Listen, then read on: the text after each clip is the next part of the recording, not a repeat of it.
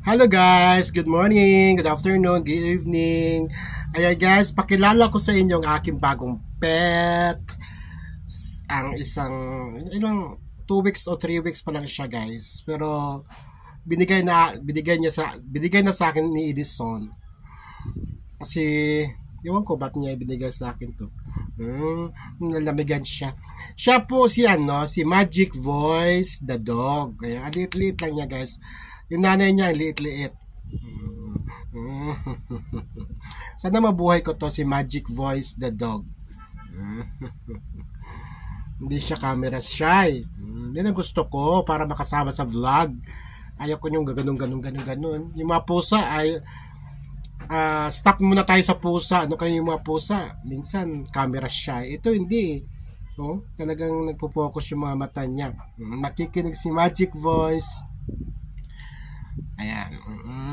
Nako, pang ilang aso ko na ba ito? Madami-dami ko ng alagang aso.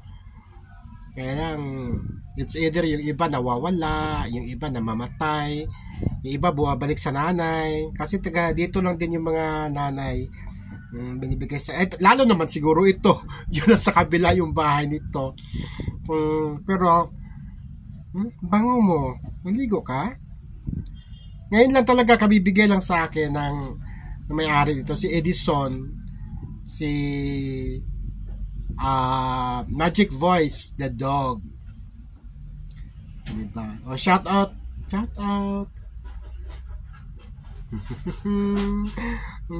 Kamukha siya ng yung pusa kong Lucky Mata. Nasana kaya si Lucky Mata? Hindi na bumabalik. Siguro malaki na ngayon. Ayan, si Magic Voice the dog. Shout out sa inyong lahat. Shout out mo rin yung mga kuya mo na Magic Boys, na totoong Magic Boys. Dahil pinangalanan ko ikaw dahil sa kanila. Magic Voice, ano ba yung kanta ng Magic Voice? Wag mo akong titigan, baka mahulog na.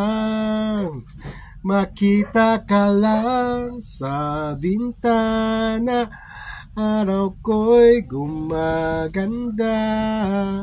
Hawak ko ang aking gitara, aalayan kita ng kanta.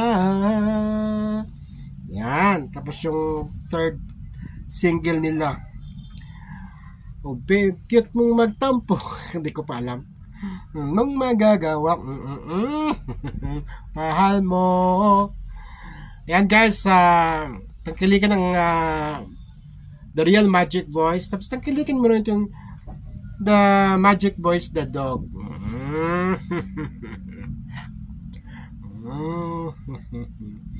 Kaya lang sa labas ko siya, sa bahay ko kasi pwede naman siya doon sa labas.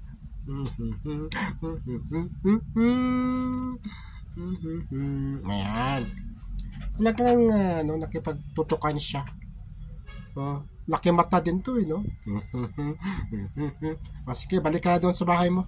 Bye bye na, bye bye.